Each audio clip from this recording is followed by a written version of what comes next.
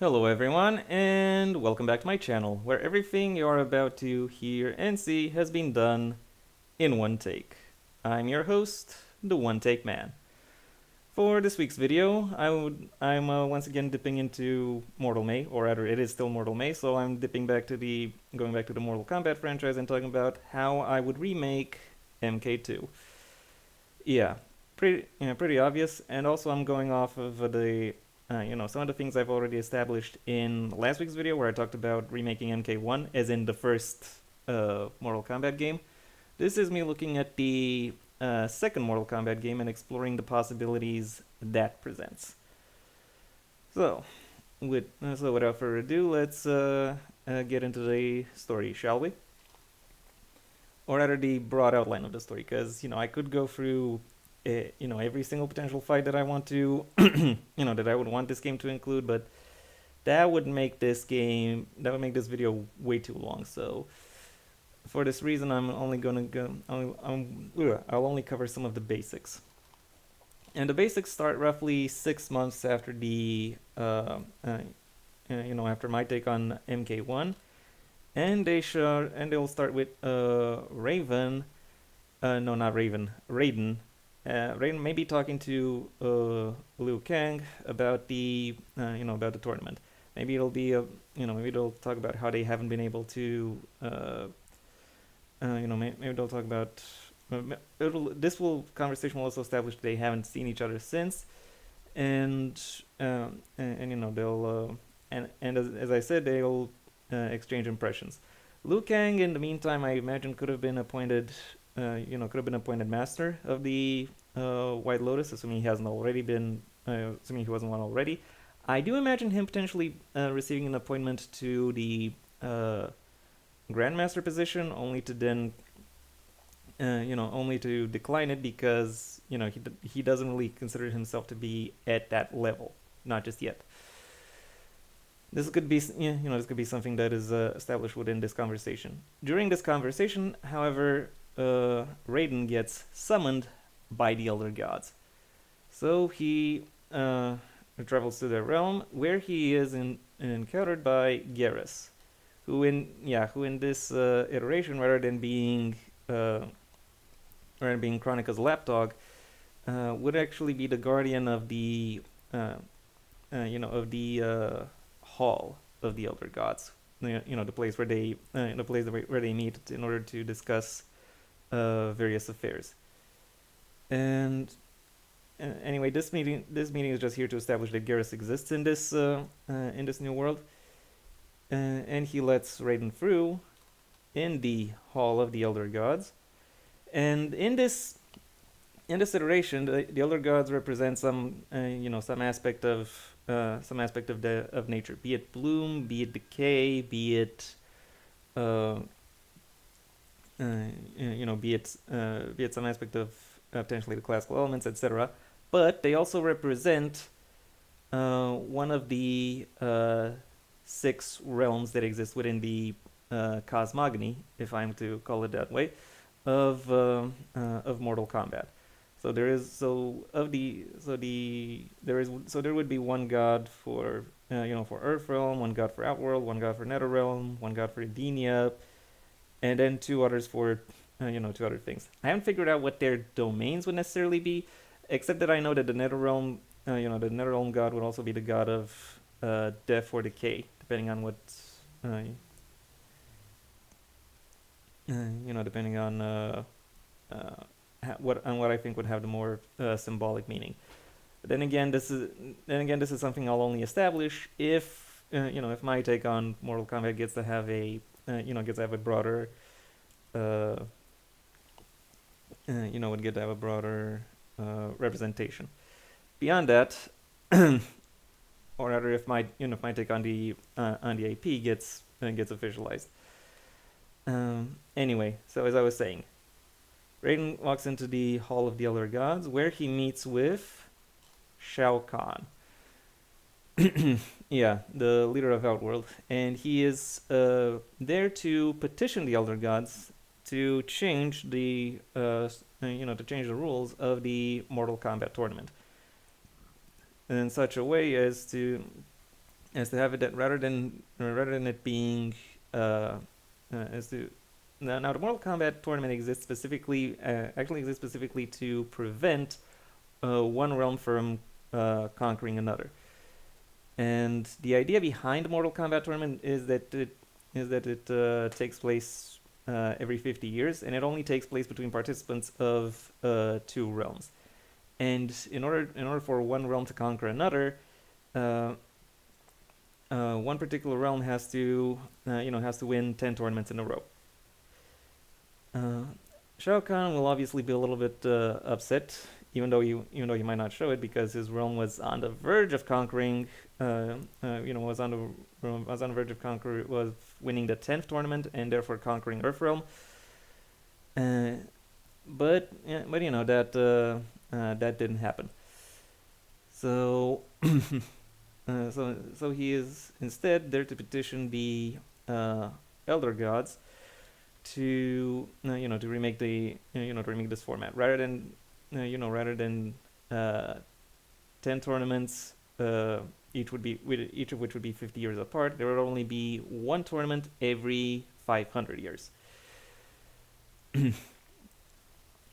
And however, the elder gods are unwilling to meet his demands unless Raiden agrees, because as the quasi protector of Earthrealm, even if a little bit self-appointed, uh, that decision still does depend a little bit on him as well. And I imagine Shao Kahn would try to manipulate him, call him, and touch a little bit upon his ego, on the fact that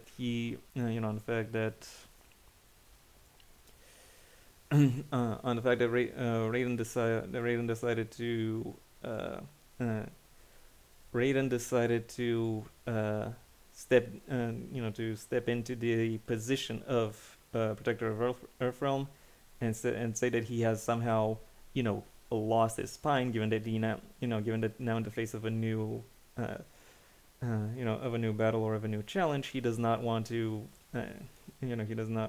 to compete. Uh, that kind of thing, hinting on him being having the honor of a warrior. And that in turn prompts Raiden to accept, but he does want to place some conditions on this new tournament. Those conditions being, however, because and these conditions would be dished out by the but would not necessarily be dished out, but would be approved by the elder gods. Four of the elder gods allow Raiden to place four conditions, and the remaining two will give Shao Kahn two conditions. Shao Kahn asks for first condition Shao Kahn asks for is that the tournament take place maybe not necessarily immediately, but as soon as possible. Then that's his first condition. The second one is for permission to allow him to add a twist at the end of the tournament. And I'll go into what exactly that twist is a little bit later. Raiden decides to use his four conditions to make it a little bit to make the tournament a little bit fair, so to speak. His first decision is that rather than it being an 8-person tournament, it should be a 16-person tournament. The second condition is that rather than taking place in a singular location, which can be tampered with in a variety of ways, the second tournament will instead take place in various locations in both Outworld and Earthrealm. The third condition is that each match would be supervised by by an arbiter, by an Outworld arbiter as well as an Earthrealm arbiter. And Raiden's fourth condition is that Shao Kahn be the Outworld arbiter. Shao Kahn immediately realizes that this is just a trick meant to, meant to keep him from participating, which he accepts only if Raiden chooses to be the Outworld Arbiter. That way, he is also out of the competition. So all that jangling, all that tickling of his warrior pride will be, uh, would be a little bit for naught. Well, no. Okay, let's just say, yeah, in a meta sense, that would be the case, but in the current sense, this is just there to, this is just there to piss Raiden off. This is there as a show of dominance on Shao Kahn's part. Nevertheless, Raiden accepts these conditions, which which then prompts these two guys to move to the sides and uh, gather up their forces. Raiden will obviously look to the people who already represented Earthrealm, and maybe may have them make a recommendation, so to speak. First one he recruits is obviously Liu Kang, the winner of the previous tournament, and his recommendation is Kung Lao. Yeah, somewhat unsurprising. Kung Lao is the is the guy that he chooses. He chooses to back him up, and maybe a little bit of a rival from within the White Lotus, but one that he nevertheless recognizes in terms of his skills and in terms of his readiness to do battle. Next up is Sonya Blade. I don't think I've ever called her Sonya Blade, as in with her by her full name so far. Oh well, there's always a first. So, Sonya is the next one to be called up because, to some extent she does represent the military of this world, and therefore it could be said that she has a more important role within the, within its defense. And she decides to call up Jax. You'll notice that I have, this version of Jax, which already has the cybernetic arms. I'm a little bit mixed on what the on Jax's arms, to be honest, because I'm really very tempted to just let him have his natural arms. But then if he has natural arms in the beginning, you kind of already expect them to be to be replaced at some point, which which, given the Mortal Kombat series is known for its brutality, is something. My theory, however, for the arms is actually a little bit more in line with what they were initially supposed to be, in that they were basically supposed to be prosthetics, things that would help support his regular arms, do better stuff. So yeah, that is basically my idea for Jax within this world. Next on the chopping block, or next to be called up, is Johnny Cage, who, despite being a loudmouth, has still carried himself with some level of dignity or grace over the course of the tournament. And the guy he would call up is Cabal. Yeah, another member of the Black Dragon Syndicate, same as Kano. However, Cabal, I think, would be either be reformed, or would try to use this tournament to sort of I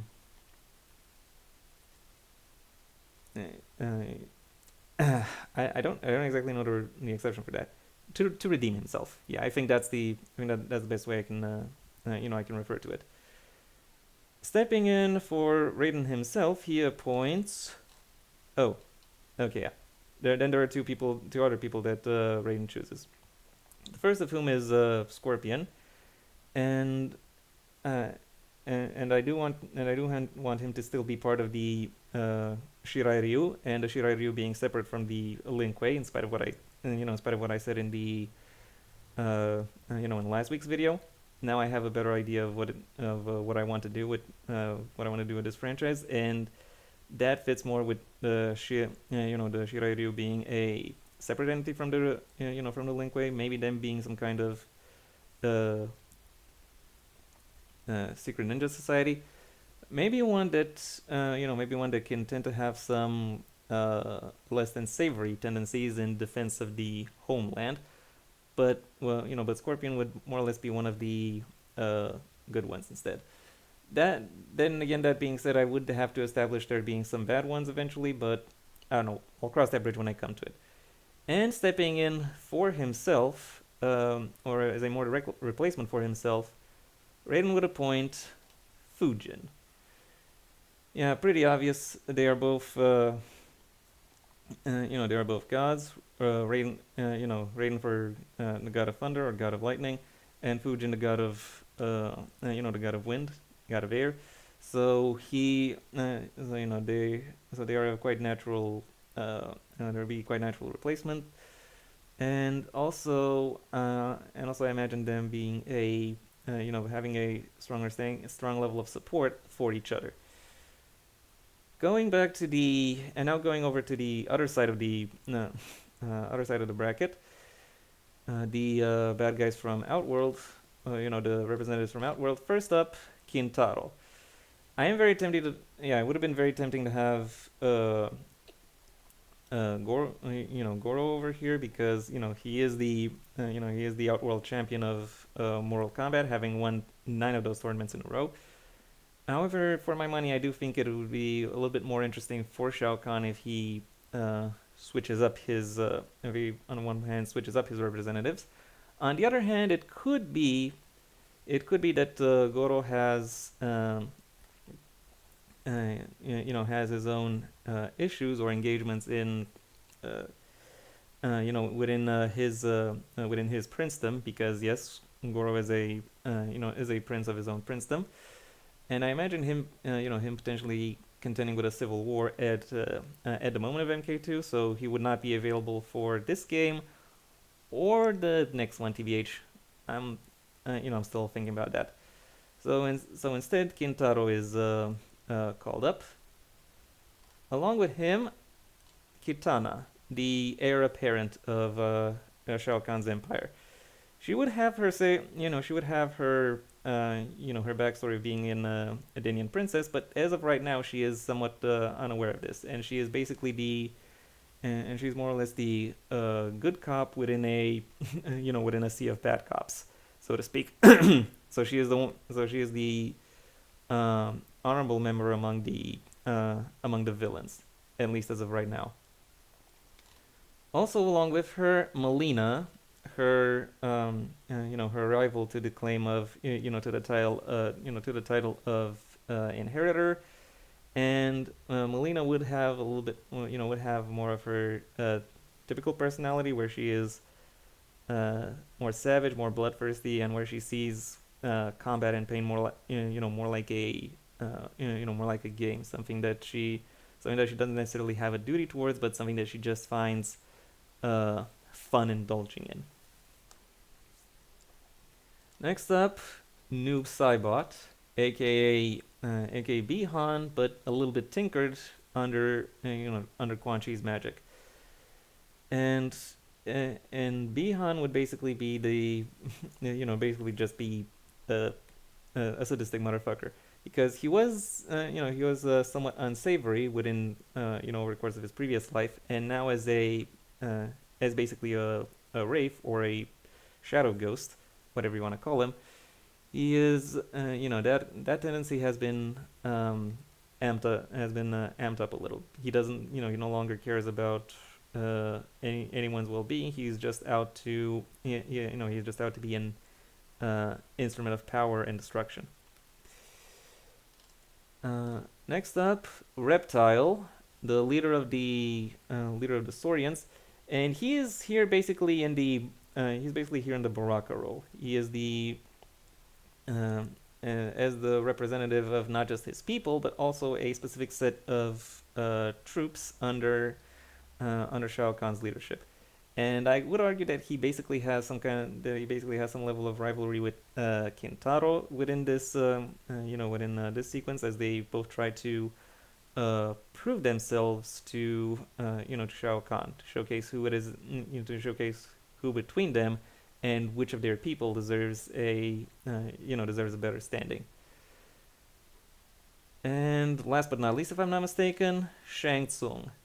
Yeah, even though he even though he failed in the previous tournament, uh, arguably a little bit more harshly than Goro, which is why I'm tempted to go with the uh, Civil War idea. Shao Kahn still still wants him around, maybe because Shang Tsung is Shao's vizier, or admittedly something that I think would be more interesting. He's there to provide oversight oversight over the tournament in a more direct fashion, trying to gauge like the mood and the rivalries that emerge between the competitors. Again, I am not going to, and that was these are the competitors, if I recall, if I've counted correctly. Yeah, have I? Oh no, I haven't. Furthermore, we have Smoke from the who in this who in this iteration is is a Lin Kuei, and honestly, I do like the idea of the Lin Kuei being being a large organization of samurai, but not all of them being cryomancers. There could potentially be several different factions within the Lin Kuei, each of which would have different different specialties, so to speak. In Sub-Zero's case, that was ice magic. In Smoke's case, this could be this would obviously be the ability to to emit smoke, to hide in smoke, to etc. As in create uh, as in create vapor, exhaust, whatever, as concealment and potentially even as a weapon. And he would be there to back up Sub-Zero, Kuai Liang Sub-Zero, who would enter the Mortal Kombat tournament as as a way to avenge Bi-Han. Even though he knew Bi-Han was a little bit of a pricky, they are still not only from within the they are not only within the same organization, they are also within the same subsection of that organization, being both cryomancers. So for that reason, I imagine that he would want to step up, and Smoke would would agree to join him because I don't know. I imagine these two being. I imagine these two having a tacit agreement on what to do with it, on what to do with their lives. And yeah, I'm gonna say, and yeah, these are the contenders. You can count them up; they are 16. And again, I am not going to go through every single fight that I would envision, but there are some broad events that I do in fact want to cover. The first of these is actually the aftermath of this particular fight between between Bi-Han Sub-Zero and Scorpion, because in the aftermath, Scorpion and Scorpion now fights for Earthrealm, and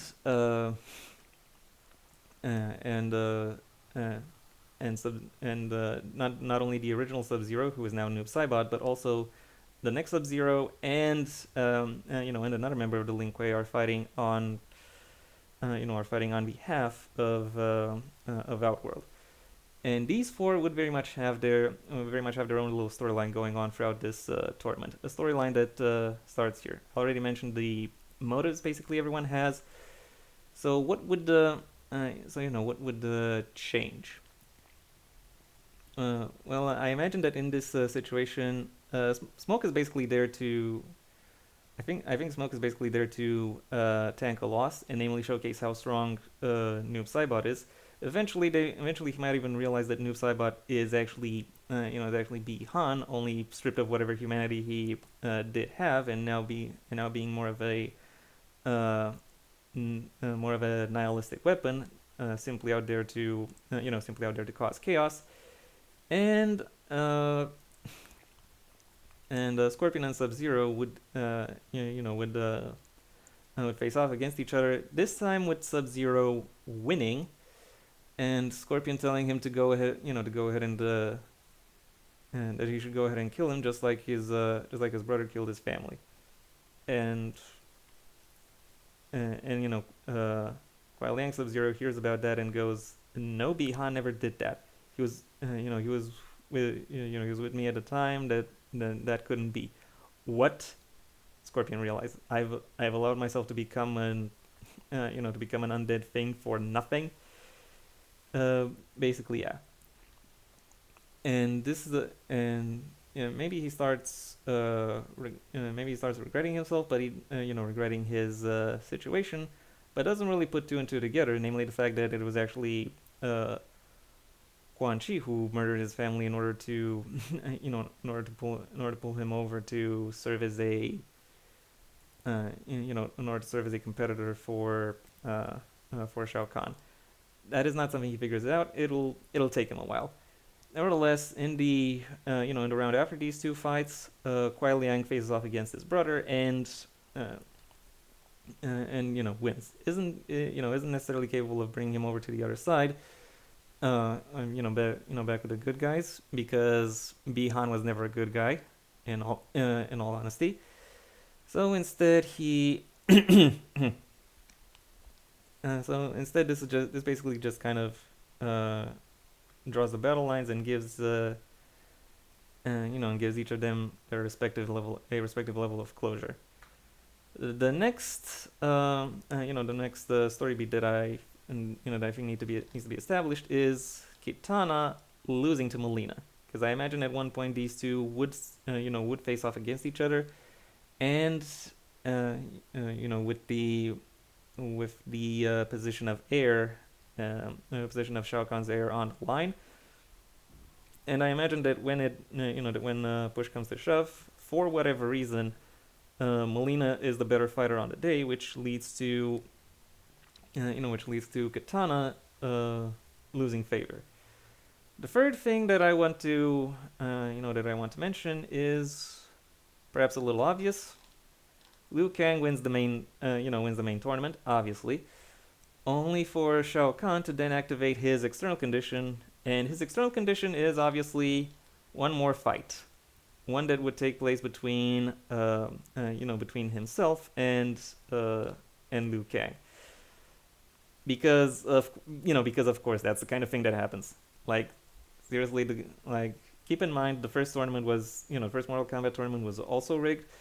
So so him rigging the tournament again, and therefore fighting fresh against a competitor who will have spent the last several days getting getting a whole bunch of bumps and bruises, would be would not necessarily be a great situation, or would not for Liu Kang, not for Earthrealm, but it would very much work in his favor. So they fight, but Liu Kang still manages to get a win over him, and therefore concluding the concluding this Mortal Kombat tournament and keeping the Earth safe for 500 years, until so it seems, until Shang Tsung and Quan Chi come up in the epilogue of the game. As in, I imagine there would be a separate cutscene. Shang Tsung would basically deliver his report on the capabilities of the fighters and what his assessment of them are, and Quan Chi would come up, mention that and reveal that there is an alliance between NetherRealm and between NetherRealm and Outworld, thereby also potentially allowing players to put two and two together with regards to which with regards to which elder gods, or what exactly those elder gods who support Shao Kahn actually represent. And and it is in this cutscene that it is revealed that while Shao Kahn's main plan of winning the Mortal Kombat tournament didn't exactly help him conquer Earthrealm, it is revealed that he still has a second plan, one which requires the cooperation of Shang Tsung and Quan Chi in order to make work. and it is here that they report that that plan is that plan is well underway. What exactly that plan is, well, that will be revealed in Mortal Kombat 3. Until then, however, until I reveal that, I would like to say thank you for your attention. If you've enjoyed my presentation or found it to have at least sparked your interest, well then I would please ask you to like the video, maybe even share it wherever you think other people will also like the video. If there is anything you'd like to if there's anything you'd like to add, either to the idea of a Mortal Kombat reboot or to